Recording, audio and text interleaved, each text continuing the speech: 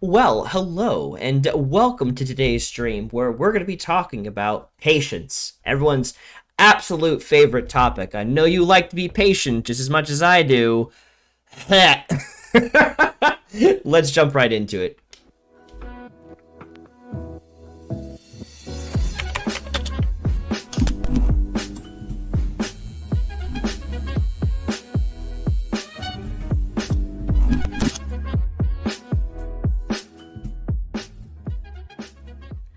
Welcome back to thoutraid, a show, actually, a community about friends, gaming, and better ways of living. Is that what we're saying? I'm not sure I got that one right. I feel like I got that completely messed up, Tim.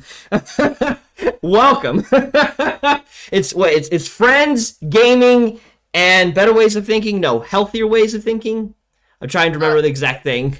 Anyways, we're in the process of doing some, theming changes and stuff. Probably come the beginning of next year, at latest, we'll have a whole new logo, design, and everything. It's going to be absolutely fantastic. So welcome. It's been a while since we've sat together and chat. It's been, what, 2 weeks now? I just see you keep constantly making... Well, all my settings are wrong, Brandon. I'm so fuzzy. Oh, you look fine to me. Oh, shucks. Anyways. Yeah, it has been a while. We've been doing stuff, and yeah, we've been doing stuff. That's pretty much it. How long have you been babysitting that house? This is week 2. Wow. That's quite a while. It's a big Ready trip. to go home. I imagine so, yes. I feel that in my soul. That's why it's really hard to motivate me to actually ever babysit anyone's home. I've never taken that because just I like my bed and my room and all my setup, and it's just so nice. Mm-hmm. But anyways, well, hello everybody. Today we're talking about patience. This is something that kind of popped into my mind when we were Tim and I were talking about what we should go over today. I was just thinking about patience because there's I won't be able to cover even a monochrome of all the stories of patience that I have learned over the course of my life, but I have definitely had some really good examples of what impatience does and what patience does to a person. And it's something that's really important to me because I think a lot of problems that we go through in this country can be linked back to impatience. And that's kind of something I want to bring out here, which is things that I've seen from the local level. I can't speak to everything all across the country, but I have my experiences and I want to share them. And that's what we're here for. So, I don't know. Patience is something that's not easy. It's definitely something I wish I didn't have to use sometimes. Spoken like a true only child. Especially when the new video game is going to be coming out that I really want. Those have been many moments of which I lacked patience and had to grow in patience. When the PlayStation 2 had come out and I really wanted to get Battlefront 2, or when, I don't know, certain expansion packs to the games that I was playing, like Zoo Tycoon was coming out and waiting for that to happen. I really wanted that then and now. I remember the sheer amount of patience I had to have as I was waiting for Spore to come out. Did you ever play Spore? Freaking Spore. I thought it was such a cool concept when it first came out, and I never got a chance to play it. I researched the crap out of that from what I could research, all the YouTube videos that were available at the time. I watched because I was super excited to freaking they kind of underdelivered, to be honest. But they promised so much. They promised you'd have all these different stages until eventually you made it to the space stage, including this in-between stage where you weren't a cell, but you also weren't on land, and you're some kind of aquatic creature thing. And they, for some reason, hello there, Zap, they for some reason cut that part out, and I was super sad about it. Everything else they pretty much delivered on. Every other stage they had, but the aquatic stage are it's been too good. Gotta take that out. But I remember going to Spanish class, I must have been in Spanish 2 or 3 when, maybe it was Spanish 2, when Spore was coming out, and I told my teacher that I might take the day off just to play the game. Like, that was like, or like I would not be able to be focused the whole day, or something to that effect. What'd she say? Did she understand it, or was she like, Brandon Brown? I don't really remember. I don't know. That was like 2008 or something, and I think it was just more like a, okay, whatever kind of thing. Explain to me why I should be patient, waiting for you to actually invite me to see thieves. Oh gosh, that's less of a patience thing in this case. But that's a whole nother story entirely. But yeah, no. Any game that was going to come out, being impatient about my goals and aspirations in life, of like wanting UGN to get to where I felt like God said it was supposed to be, or wanting thoughtraid sometimes to get where I think it was supposed to be. It's supposed to be at the moment. Lots of opportunities in my own life that I have had to work on my level of patience. And I don't know. Having that in mind, and then also like knowing a bunch of different other people who've had struggles with impatience. It's, again, I feel like I'm talking in loops here, but that's something I wanted to go over. That's okay, Brandon. I think when we were talking about patience, I was just thinking about the context and how patience for me has changed over the years. The context of patience, anyways, because when I was a kid, you know, my parents. Did you ever read those highlights magazines as a kid? I don't know if I have. They were the magazines for kids that you would see at the doctor's office or at the dentist. They had things like, you know, find the picture in the picture and crossword puzzles. I remember seeing something like it. I don't remember being called highlights, but I remember something of that nature. Yeah, well, I'm a generation older than you, so maybe it's before your time. But I remember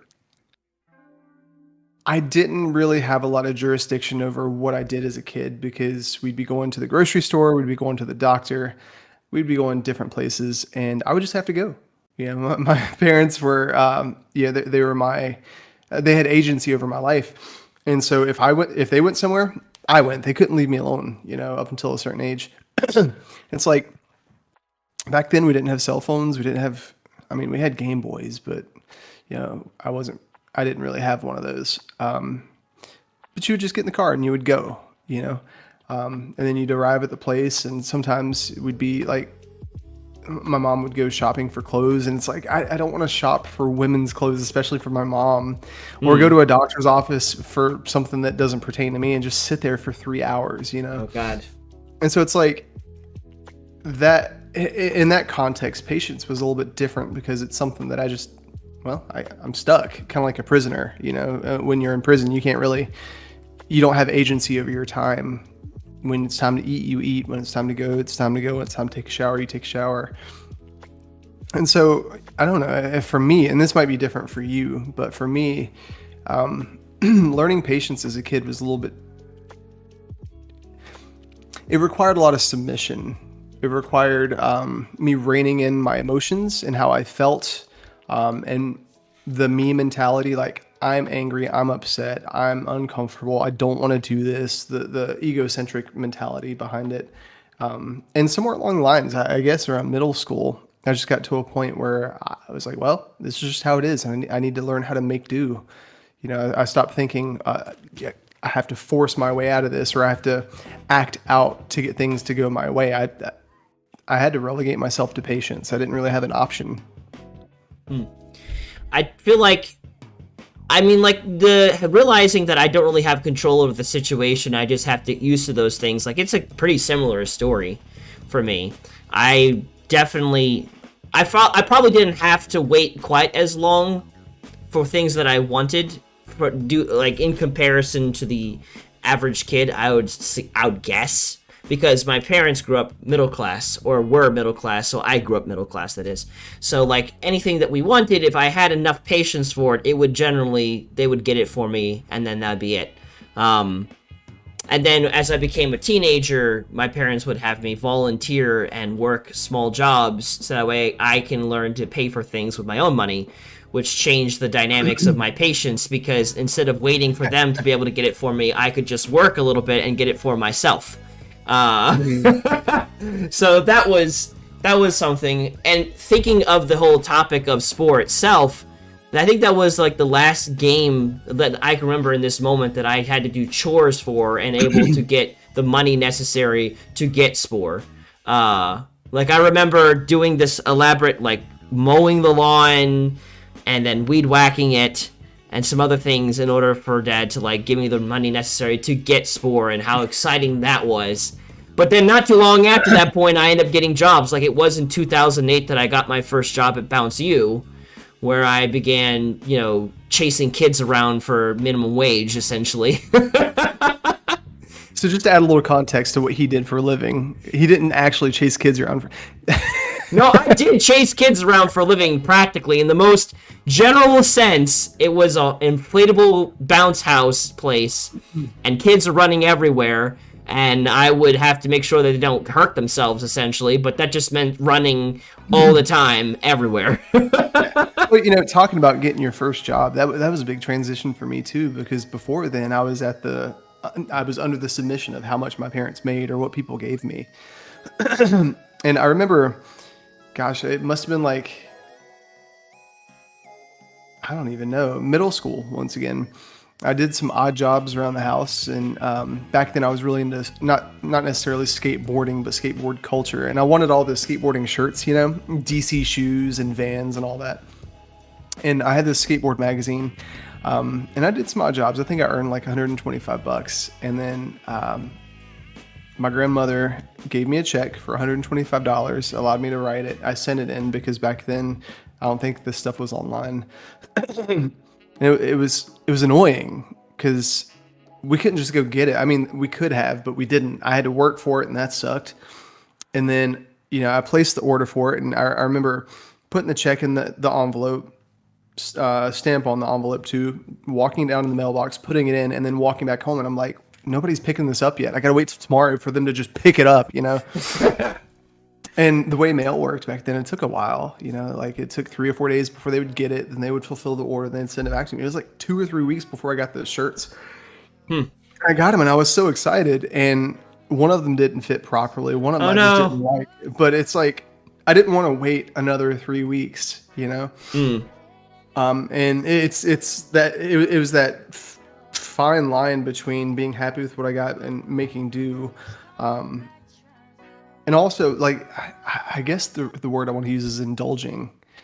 I just wanted to indulge because I wanted it right then. I didn't want to wait again, And so I got something that was maybe 70% what I liked, but I don't know. It was really different when I got older. I got a job and I got a car, and I remember, man, actually, Brandon, at D&D yesterday, do you know that leather bag that I brought in?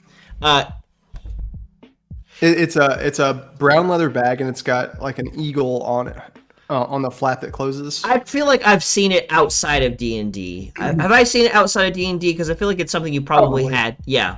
Yeah. So I got not my first job. This is like my second or third job, but the first paycheck from that was like $300 for 2 weeks. I'm like, okay, cool. I have $300 and I got a car payment and all this stuff, but you know what? I'm going to treat myself. And so I went to Fossil in Haynes Mall, and I saw this leather bag, and it was $275. Well, mind you, I was like early 20s, living with my parents. I had a car payment. Yeah, I wasn't being accountable for any of my bills. My parents were paying for everything. And I spent $275 on a leather bag because I wanted the satisfaction of indulging right then, And so I have made decisions like that. Well, you were talking about getting your job and having money, and it's so much different when you receive the agency over your finances and your freedom to do whatever. And it's like, nobody's going to make those decisions for you. Eventually, you're in that in-between stage where somebody's making all your decisions. Then you have some freedom, and now where we are now, you and I have complete freedom. Yeah. to many degrees. It wasn't. My parents actually slowly started to make me pay for rent while I was living with them because I lived with my parents up until 25. And so, somewhere after graduating from high school into like maybe the first year or two of being in Impact University, they started to make me pay rent for living with them, which I think did me well in terms of like learning. At the very least, being learning how to pay bills on time and to be, ahead of the curve whenever I have to pay my own, for the sake of living and not having to like rely on my parents to have a place to stay. That was very helpful. But I don't know, like it took me a bit before I got into the habit of delayed gratification, and the older that I've gotten, the easier it has become to wait. Because now, as a 30-year-old, the amount of things that are actually interesting to me is much lower than there was when I was 20 and felt like I had nothing. I'd already had all the games, tried all the stuff, and the new games that are coming out are kind of like renditions of what I've already played when I was a kid. Just new graphics or concepts or whatever. Yeah.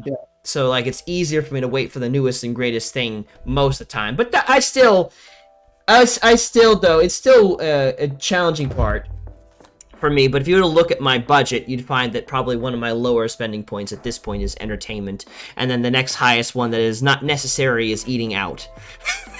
I spend so much money on eating out. That's an area, Tim, that I need to grow in. Is not to eat out and actually make my own food. Having patience to make my own food is...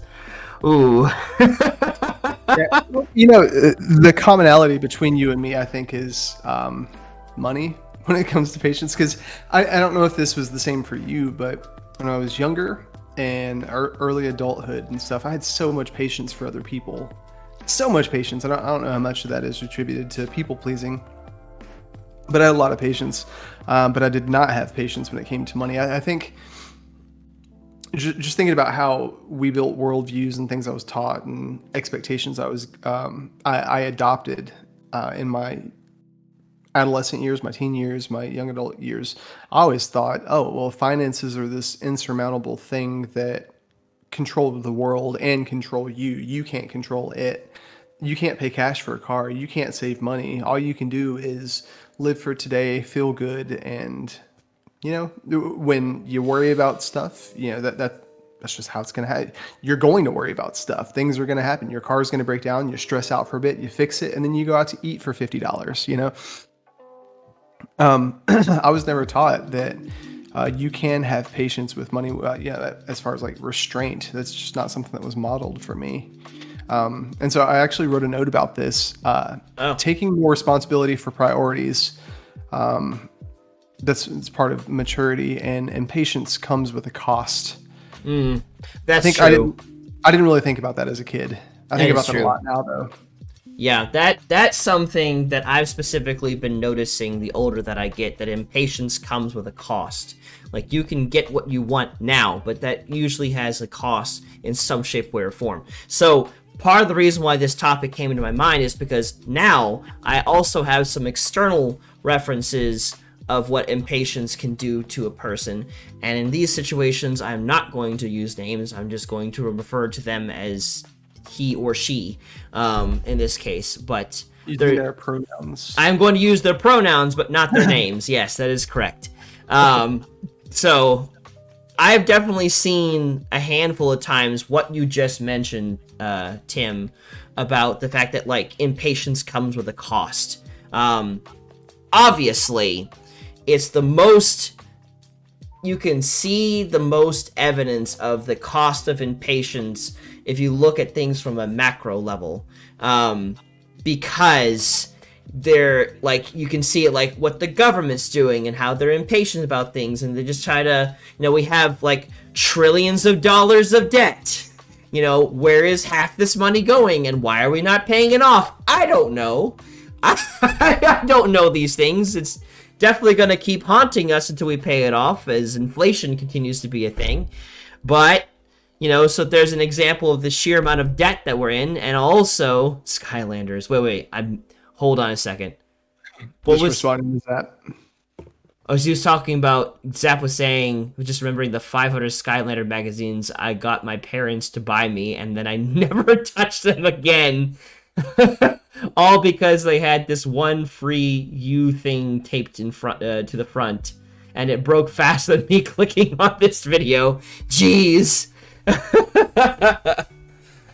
I definitely I didn't have like a lot of magazines, but I did have the ones I did have were the Bionicle related ones from Lego. Those were really good, but they didn't. I don't think the magazines cost anything from Lego, and if they did, my parents didn't tell me. Anyways, that's not what I was going to talk about. So impatience, specific examples. Thinking about that, I've seen it a couple times now. Some very clear examples of where impatience had a price. One of the ones, the very clear, most recent examples that I can think of, there's a guy that I've known who definitely struggles with impatience. He likes to have power. And he wants to have it over people for whatever reason. I'm not entirely sure. I think there was definitely some brokenness in his family, of which his father definitely did not treat him or his wife or his mother well, that is. And so it probably came from that, but how specifically it translated into his head and that he wanted the same thing even though he saw it displayed poorly, I'm not quite sure. But I've had a friend who would... He got involved in my world and some of the things that I did and the communities that I have been a part of.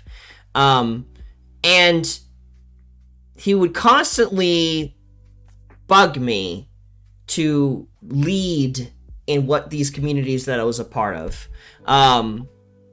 And every time I would kind of, placate him because it was like too much, too fast, it just kept hitting me like a, kind of like a faucet turned on that can't be turned off. Just pouring every day, wanting something new. And he had, for some reason, he didn't really have the perception of what do other people think about this situation. Like, it was always this kind of, I don't know, everything is kind of coming against me, but I'm not going against anyone. I just want this little thing. I just want a little bit more power. I just want a little bit more trust. I just want a little bit more responsibility.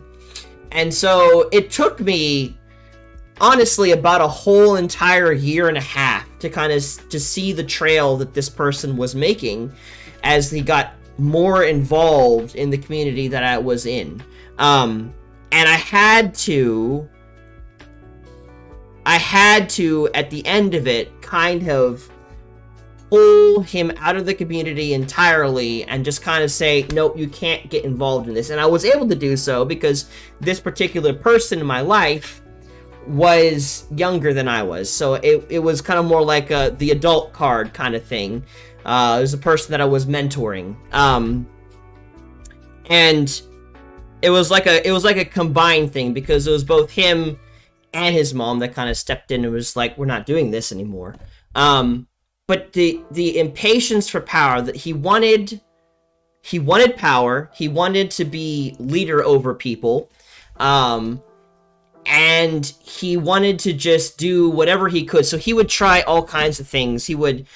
One of the major things that he would do is that he would speak one way before me, and then when I wasn't watching, he would speak a completely much more disrespectful way to the community that we were a part of, which was not okay. And I would keep running into this every once in a while. Like, I wouldn't hear anything at all, and then suddenly, boom, there it was. And for the first 2 times that happened, it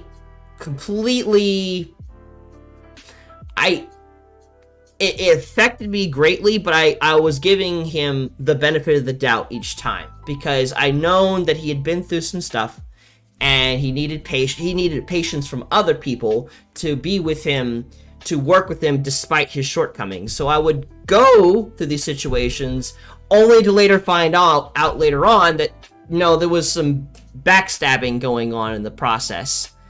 And this kept happening.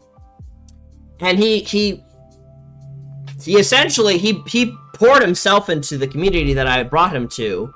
Like he ended up getting like a little bit of authority within it, trying to like lead some sort of story group that we were a part of.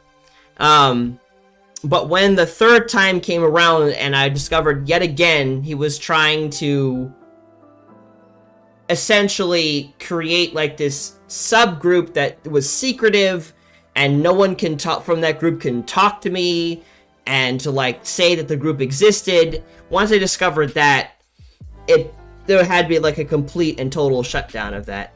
And it's just one of the kind of like a big examples of like impatience kind of not being a good thing. Because it was also harming him in other places besides just the community that I was a part of. Like every time he would gain more power, it would come through the process of stepping on other people, which ended up hurting him in the long run. So that's one example I'm thinking of here.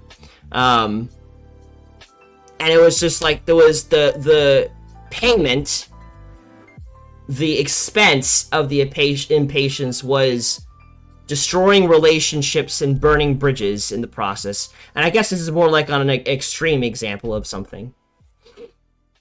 But I wanted to stop there to kind of kick it over to you because that was a big story. I was just thinking about, we were talking about taking more responsibility for our priorities as we transition into adulthood, and the fact that impatience comes with a cost. I wrote down just a note that says how submission to patience relates to maturity. Because if I think about 1 Corinthians 13, it says, at first I saw dimly, now I see fully. And then it says, I put away my childish things. I remember, I think it was like 5th grade or 4th grade. I was really excited for Final Fantasy 3. It was a Super Nintendo cartridge that had just come out. And I just couldn't wait. I begged and I begged and I begged and I begged and I begged. And it was like the big thing that I wanted that year, for my birthday. And my parents got it for me. And I played the snot out of that game. I'm talking like I beat it and then I would start over. Then I would beat it again. I would just do that cycle, because there weren't as many A-list games back then.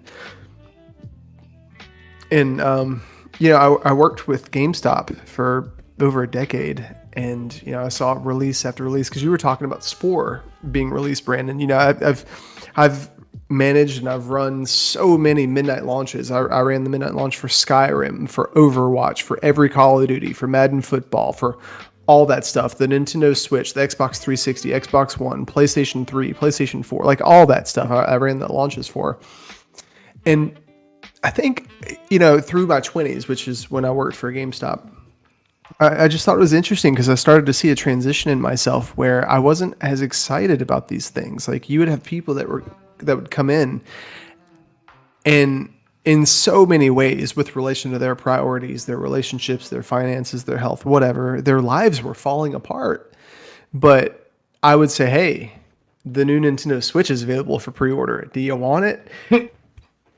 Take my money. It's like, it was so easy for them to make that decision because they wanted it, but they also wanted good credit. They also wanted a house. They also wanted a car that functions properly. They also wanted healthy relationships, but those things take patience. They take, they cost you something. But also buying a Nintendo Switch instead of paying for your electric bill, that also costs them something. But anyway, back to the translation or progression of maturity. Yes.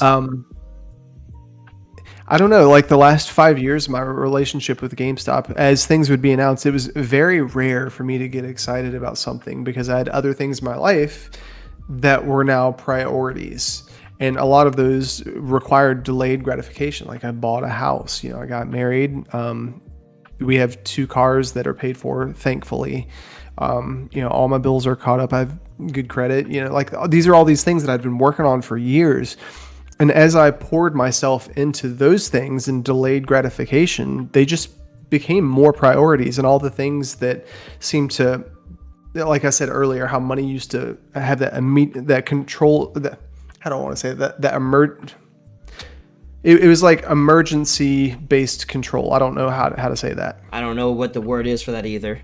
There's a word I'm looking for. It was just urgent for me to spend that money on those things. Urgency.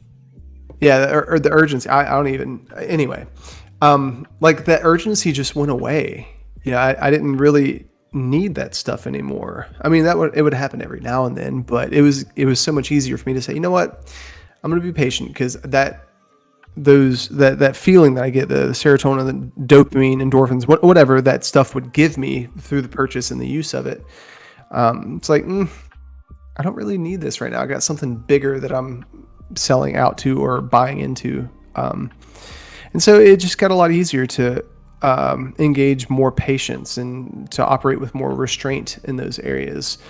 So the note that I had written down was how submission to patience relates to maturity. I just think, I don't know, if 10-year-old Tim could see Tim now, he'd probably freak out like, why aren't you excited about all these new video games coming out? It's freaking October. Next month is all the big releases, man. The new Call of Duty, I don't even know what's coming out now. And even with like Christmas and all these holidays coming up, I was so impatient for Christmas as a kid. But now it's like, oh yeah, this is kind of cool. I kind of take it as it goes. And, I have a much more open posture. I feel a lot more peaceful in restraint, strangely. I'm remembering when you mentioned like even patient about Christmas, I'm thinking to myself about this year. I was like 4 years old. I was super excited, really wanted the Nintendo 64. And my parents got it for me. I think they gave me the Nintendo 64 earlier than they did the rest of the games they had got me. So I think they got me the Nintendo 64 like a week or two before Christmas. And then on Christmas Day, they got me and revealed that they had gotten me Super Mario 64. And I remember I was so excited on Christmas Day. They didn't tell you that you had the system, right? No, I had the system. System, and I had Mario Kart. I remember having that, I think, ahead of schedule. And then we had also gotten a new dog. And was that Gitchy? That would have been Peppy. That was a pre-Tim dog. That was definitely a pre-Tim dog, yes. This is when I was living in Florida. And we had the new dog, and my grandfather, I think, was there staying in my room for this particular Christmas, I think. So I was super excited, and I could not sleep, and I remember, I don't know, at some point the next day, I remember throwing up because I was just so excited because I was gonna get Super Mario 64, the greatest system of all time. So many good memories, Austin. Yes, so many good memories. Like that multiplayer was introduced to me with freaking GoldenEye 64. Oh my gosh, it was so exciting. Yep.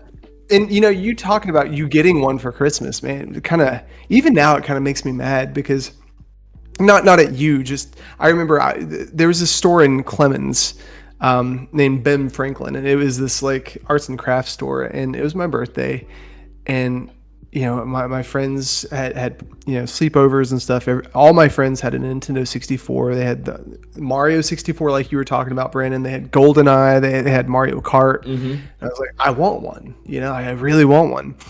And I remember my birthday rolled around, and in my young, entitled mind, I was thinking, I deserve this.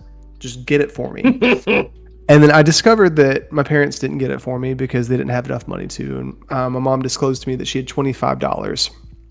And so she took me to Ben Franklin. She was going to buy, I was really big into art back then. She was going to buy me a sketchbook and pencils and stuff. And I had the snottiest attitude. I was such a jerk. And I can't imagine how it made her feel. And, just even now thinking back, like how much, and if anybody in chat knows, let me know, how much was the Nintendo 64 back in like, gosh, when did it even come out? Oh, man. Like 1995? Somewhere in the 90s for sure. It had to probably be somewhere, gaming consoles had to be somewhere between 100 to 200 at the moment. I don't remember exactly. 139? Okay. So really only $140? I mean, that would make sense. Like Oh my gosh. systems have gotten more and more expensive, but at the time, yeah, maybe something like that. See, and that's the crazy thing, man. Like if I had just, I don't know, mowed a few yards or something, I could have easily afforded that, but I didn't have the patience and the delayed gratification to do that. Instead, I decided to act out and make my mom feel like crap because she only had, she could have made different, my parents could have made different decisions with their money, but that's a whole different story. Like I always had food, I always had clothes. Like I was being very entitled. But I also could have worked for it. And now it's like $140. I feel like that's it. Oh, fair. So you might have wrote that. Hold on now. We got to figure out what this was. Like now I'm very curious as to like what the cost of the Nintendo 64 was. Cost of the Nintendo 64 on launch in America. What was it? 200. It's only $200? Are you freaking kidding me? Originally intended to be priced at $250, the console launched at $200 at the time. Okay, so $200. And anyway, like getting back to that story, like we're sitting here walking through Ben Franklin's, and my mom is like, "I'll buy you the sketchbook. I'll get you this, whatever." I'm like, "No, I told you I wanted a Nintendo 64 with GoldenEye so I could play with my friends." And also, Austin mentioned Zelda. Like I was a Zelda freak. Like it was such a good game. That was right up there with Final Fantasy for me. But now, looking back, like sometimes like for Valentine's Day and stuff, we'll drop $150 on a dinner. It's like nothing. Well, it's not, I don't want to say nothing, but right. It's just a drop in the bucket. I have a mortgage that's, a lot of Nintendo 64s per month, And it's like, I don't... Nintendo, that's an interesting metric. Nintendo 64s per month. Yeah. We judge everything based on how many Nintendo 64s they cost. But, just the fact that I have the capability to buy those things now, I just don't, because I have different priorities. And those priorities require me to have patience, which I elect to do instead of those decisions being made for me. Like when I would go to the dentist office for 3 hours with my mom and have to read highlights magazines. Your dad. Oh, so I guess you ended up searching and found a good price for one, I guess, at the time. You got it for $150. Good to know. Interesting. That made me think a fun story related to patience that kind of backfired at the time because of just, I guess, my maturity level. I remember saving up like money, like $50 worth of hard-earned cash to buy myself Super Smash Brothers, the first one from the Nintendo 64. And, oh man, that game changed my life. Oh my gosh. And I got everything together. I was so proud. I got it. I paid for it in dollars and pennies and nickels and dimes. And I bought it, and my parents took one look at it and they're like, "This game is too violent," and they made me return the game. All that time spent raising money. Why did you do this to me, Papa? That's really funny. Yeah. Did you ever put anything on layaway? Yeah. Do you know what that is? Yeah, no, I know. I worked at Sears, so there was layaway at Sears. I know what it is. Yeah. Okay, but, so yes, I think I put the. It wasn't. I didn't really use layaway until I was like in college. So like I put like the Wii U on layaway, if I remember correctly. Mm-hmm. Well, now it's just such a strange concept to me because it's like, okay, they're gonna take this item that I want and put it to the side until I can save up my money to pay for it. Why do I have to have a third party that does it? Why can't I just save up my money and then walk in and buy it?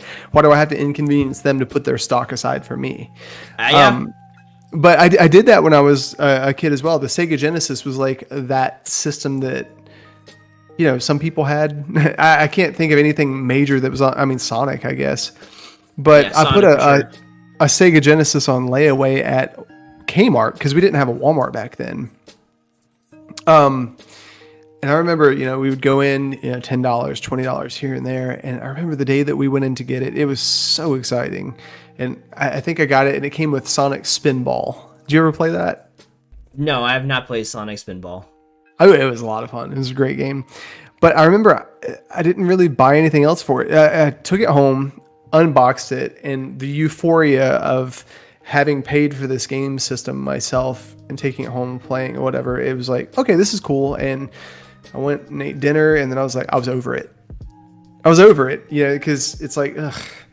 It's kind of like, it felt almost like when you finance a car and then you get to the end of the term of your financing and your car's paid off, but it's a piece of junk because you've had it so long. And it's like, oh, great, now I need another car. It was similar to that feeling. And it's like, I don't know. There's a lesson about patience in there somewhere, I'm sure. Oh, yeah. So, like, patience is, again, it's very difficult. And I'm starting to really step up in terms of patience. And so I'm thinking now of like shifting to some positive stories about how patience has benefited me, because there's definitely more and more examples of that. Like, I think, if anything, the most obvious thing patience has been helping me with is been saving money, because instead of just buying every new game that comes out, I'm not. And I've also begun, I'm proud of myself, I've begun putting money away for what I want rather than buying it with a credit card. Because it was back in... I never really took on too much debt on a credit card, fortunately. Like, the most I've ever put onto a credit card is about $1,000, of which I paid off before I... it's that tablet that I bring every Sunday when I come to D&D. That's what I got for that money. And I think it was $1,000. It was like $900 and then tax, so something like that. Yeah. Wow. Right. Yeah. That's like the most expensive thing. After I did that, God's like, no more, and so I stopped. I stopped putting things on credit card. So I have begun instead putting money away into savings, a little bit at a time, in order to get what I want instead, which is a very painful process because I want to get it now, but at the same time I don't have to worry about having debt, and then if something were to happen and I couldn't afford it, then what am I going to do about it? I actually just have it put away into savings, and when I have enough, then I'll be able to buy it right out. And I think that's been really good. It's been, at first it was sucky. Now I'm actually enjoying the process of putting away money at a time to get what I want. I think it builds up the anticipation for the thing rather than getting it right away.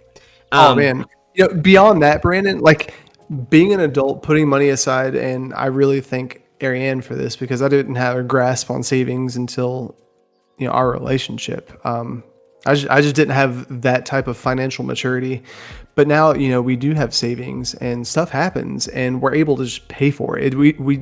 It's like, you don't have to be stressed out about things like that.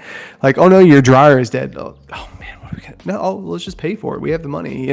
That's so strange to me that this thing that was so much of a dominant force in my life doesn't have to be a dominant force just because I'm patient, or I've learned to be a little bit more patient.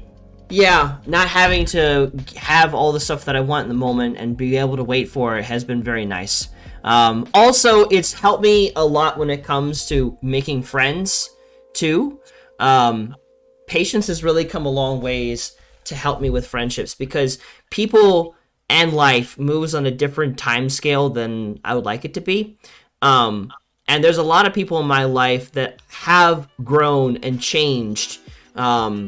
And because I was able to be patient with them, now we have a such deeper friendship and relationship for it, which has been really good. And I think in the same community that I was a part of, that I had the one person who was not patient and caused a lot of havoc within the community, there was another person who started off causing issues, and like he came in, this was like, I want to say like the end of 2014. And he was with that community all throughout the way until its very end. And when he came in, my God, like, he was a trolling griefer, true and true. He would come into whatever we were doing. If it was Minecraft, he would find some way to blow up whatever you're building. He would get angry at you and start getting into pointless arguments. very frustrating to deal with, to be honest. Very frustrating the first several years. But I was patient with him, and I never stopped being patient with him. I had moments where I definitely got angry, and some moments I even might have yelled at him a couple times.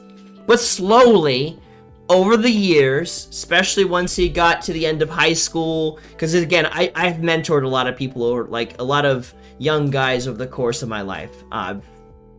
Several. I can't tell you how many because I'm not thinking about that at the moment, but that's something I love to do. But anyways, in this community, there was a lot of different people that I mentored, and so over the years, once he had graduated high school, and he invited me to his graduation, and as he got into college and so on, he's become a really good, stable friend that if I had gotten frustrated with him in the beginning when he was just wild and wanting to just grief things for a fun time for him and him alone, I wouldn't have been able to have such a really rich friendship that I have with him now as he's kind of matured and everything. And I've had, not just him, but I've had a couple other friends like that are just like, oh my god, like, even, I'll give you another, for instance, an example of someone that I've talked about here that I think it's more safe for me to talk about his name, but like with Eric. Eric has been an example. You and I both know Eric, and he's definitely had, in the beginning, just a lot of frustrating beliefs. But over the years, as I've just kind of been patient with that and gotten to know him and everything, he's become one of my really closest friends. And I think if it wasn't for patience to work through these different things, I would miss out on what is a really good friend. So in the terms of like the cost of patience up front, it's a lot. It's a lot of an upfront because it's delayed gratification of having the relationship that you want to have, having the thing that you want to have. But the rewards on the other end of legitimately having the thing and not having to stress over it is so much greater, I think. It's been my personal experience. Having several relationships, several friendships that have kind of really turned into something great because of patience has made all the difference. And then on top of that, like, another example of patience versus impatience, and this one's a little bit more on the negative side, but I remember there was a time when I was working at Sears, and out of the blue, this customer came in. I had no idea that he was working with another person because he never told me. I just thought, oh, here's a person who already knows what he wants, and he ended up getting like a television and like accessories, and he got like a protection agreement for the television. And in Sears, you got paid base plus commission. So the commission was something like, I don't know, 4 to 10% or something of whatever you sold, some percentage. And when you're working with televisions that are worth like upwards of like $2,000, sometimes more dollars, it adds up. So if I remember correctly, the commission was like $400. And I wanted to give that away in the moment, but there was some reservations coming along. They're like, oh no, you should hold on to it, just be on the safe side or whatever. And instead of kind of waiting and thinking on what was being brought to me, I was like, oh, maybe I should just immediately act on this idea. And so I held on to the money when I knew I should have given it away and just kind of gone. And maybe this is kind of like reverse patience in a way. Maybe this is a story of reverse patience. I don't know. Either way, I didn't give it away. I held on to it when I knew I should have given it, and I just kind of quickly, impulsively went with what was being suggested to me because I was like, oh, maybe I just don't know, and I ended up slowly eating, literally, it's not like I took the money out of the bank and ate the money, but like I literally spent the money on food for the next week. And like, that was not fun. I should have definitely waited rather than just immediately and come to the decision. There was a bug flying, sorry. Instead of immediately going with the first thing that was suggested to me, and gone with the decision of giving the money away in that situation, because it kind of turned into a regret that has sat with me. I guess if you're to think about patience versus impatience, generosity is one of those fine line things I'm thinking as I'm like remembering this story. Because like I find that the longer I think about being generous, so though like sometimes that could be a bad thing. Because like if I think about it too much, I'm just not going to be generous because I'm overthinking. At least as one who overthinks, I find that sometimes I become less generous the longer I wait. I think a really good question, as you're talking about generosity and that story that you just told, is just like, what is your reason for being patient? Because now I have a lot of reasons to be patient because I have an awareness of things. And, you know, when I was a kid, there were many things I was not aware of. That story about my mom and myself and Ben Franklin's, where I was being a jerk about not getting a Nintendo 64. I was not aware of her feelings. I was not aware of her finances. There were so many things I was not aware of. So it wasn't a priority for me. The only priority was I don't have something that's fun and I don't have something I want. And I don't like that. Those are the only three things that I was aware of, you know?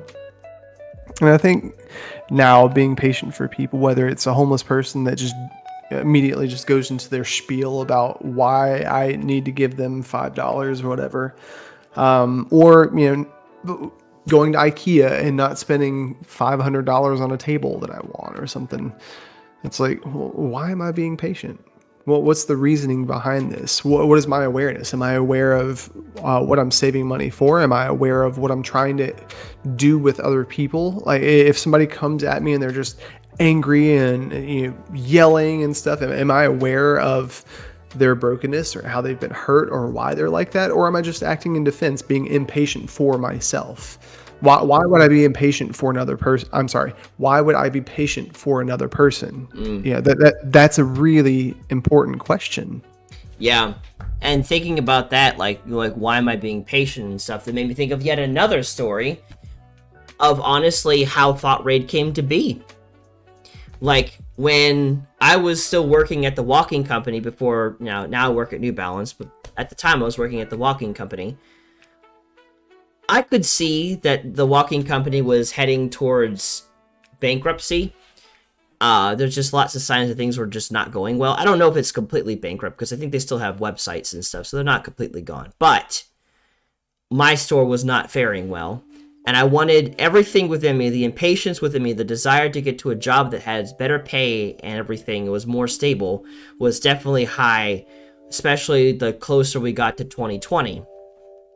But every time that I would look to find another job, I just never had peace. For some reason, I never had peace to look for another job. And I thought that I was just being lazy or fearful. But every time I would go to God about it, God kept saying, wait, it's not time. Just stay, keep doing what you're doing. Do you have peace about going somewhere else? No? Then just stay. So I did. And I kept waiting. And things kept getting quieter and quieter. Then the pandemic hit. And then it really got quiet. And then I was able to walk for 3 hours at a time throughout the mall. No one was barely there at all. And I was like, oh my God, why am I still here? And then eventually they had to shut the store. And I was just like, what am I going to do now with my life? I have no job. You know, I have nothing lined up. Why the heck, God, did you have me stay in this sinking ship all the way to the point that it sunk? I don't get it. And then the door opened for me to get unemployment. And I had from that point an entire year that I was able to just completely focus on building thoughtraid and making it what it is today now with you. And if I had quit any sooner, working at the walking company, I might not have been able to have gotten the full amount of unemployment that I was able to get due to the pandemic, and then I would not have had this complete opportunity to just start this whole thing. And even before, slightly before the pandemic hit, and I lost my job, and then I started thoughtraid, I had UGN, And God had shown me, like, Brandon, this is how much you're going to make per month. This is how many people you're going to minister to. It's going to be great. All this stuff is going to happen. Blah, blah, blah. It wasn't happening. And then God in like 2018 was like, Brandon, I need you to step away from UGN and just focus on local community. And that just felt like a death. But I did it. And I stepped away and I focused on your small group that you were doing at the time, Tim. And in that time, I made new connections. That's where I ended up meeting Eric. That's where I ended up meeting the girl that I dated for several months. And a lot of growth happened from that situation. And I was able to come back at the beginning of the pandemic and realize, what was it that I was most passionate about? Oh, it was live streaming to people. And now one thing leads to another, and here we are. And so I feel like that's another example of like patience where it did come and help. That if I had given up on UGN ahead of schedule, or given up on the walking company ahead of schedule, I don't think I would be where I'm at right now. So yeah, and you're mentioning about Japan just now opening its borders. You know, that was something that we were going to do in 2020. I'd gotten everything. I'd got my passport. We'd gotten airplane tickets, everything, and then frickin' the pandemic hit. Thanks, well, COVID. Brandon, we're at an hour. You got some closing thoughts about patience? I think it's just to echo what you said, Tim. Impatience comes with a cost. The upfront benefits of impatience is you get the thing faster. I get to have a thing faster. But usually the cost of impatience is less peace, less money oftentimes, burned bridges, and setback. You know, the way to get to where you need to go often looks like the one that's the fastest, like the straightforward. But there was once a guy who posted a picture, or like a video of two balls. One was on a straight line trajectory to the bottom, and the other one had a curve that dipped down before it reached its destination. The one that deviated from the straight line and went down the curve got to the end faster than the one that went down the straight line. Sometimes the fastest way, the best way to get what you're looking for isn't in the way of impatience. You end up losing friends, you end up losing finances, you end up losing peace in the process. It's better to wait, not make quick decisions, not expect the person that you've been working with to suddenly change and get better, but just to be with them and to love them where they're at. I think that's where you get the deepest relationships and the highest reward. That's my thoughts. What about you?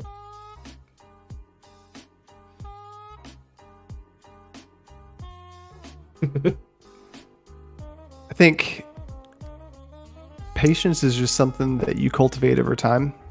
Yes. I don't think anybody is born with patience. Fair. And I think that one of the primary ingredients of patience is awareness. And it's not just a specific awareness, it's multiple types of awareness: self-awareness, others awareness, awareness of your priorities.